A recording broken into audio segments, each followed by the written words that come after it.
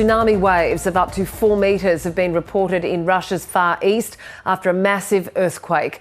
The magnitude 8.8 quake was shallow at a depth of under 20 kilometres, prompting tsunami alerts in parts of Russia, Japan and Hawaii.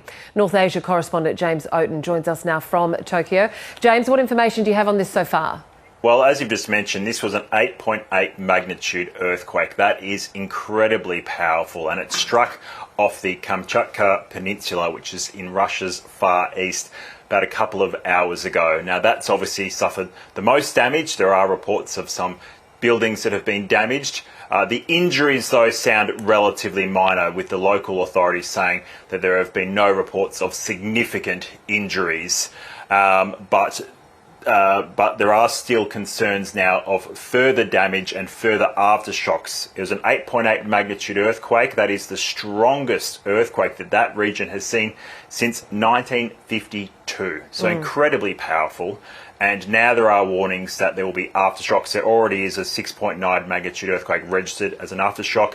They're expecting further aftershocks up to magnitude 7.5. We are seeing live pictures out of Hokkaido in Japan. We know that this has sparked numerous tsunami warnings. Japan's meteorological agency has issued an advisory. What are they saying?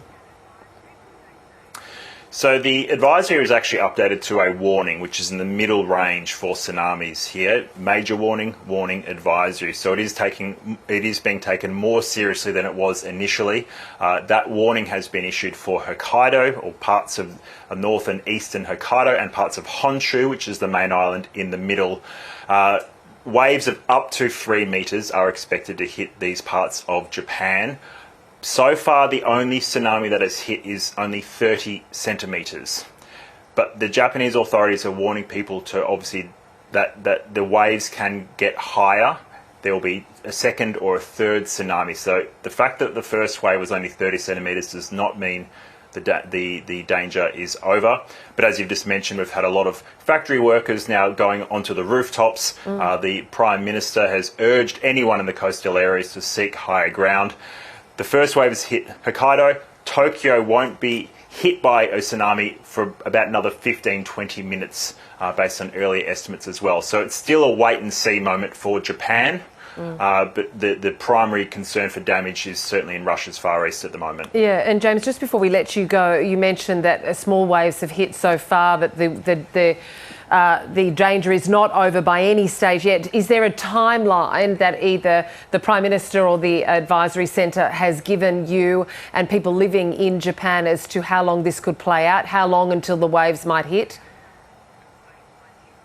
They don't put an estimate on when the danger will subside, other than that they've given the warnings of when each part of Japan could expect the waves. So we had the first warning for Hokkaido, and that's now passed with that 30 centimetre wave. The first wave is hit. Now waiting for that to flow through. Obviously, we're not expecting that wave to get bigger as it moves down towards Tokyo. So now it's just a really wait and see over the next half an hour to an hour. But the other concern, of course, as I've just mentioned, with more aftershocks expected off Russia's, that this could be something that we have to prepare for the next couple of days.